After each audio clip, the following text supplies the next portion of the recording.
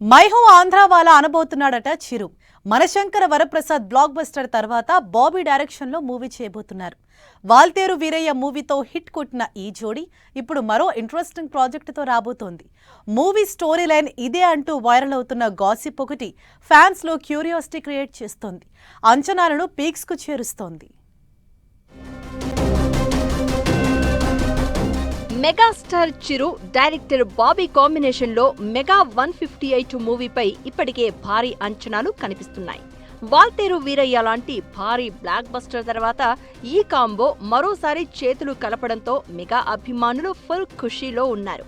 కేవీఎన్ productions banner పై నిర్మాత వెంకట్ నారాయణ ఈ చిత్రాన్ని ప్రతిష్టాత్మకంగా నిర్మిస్తున్నారు.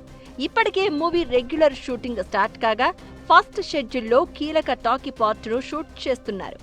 ఈ మూవీ కథ అంతా బెంగాల్ బ్యాక్ డ్రాప్ లో సాగుతుందని తెలుస్తోంది.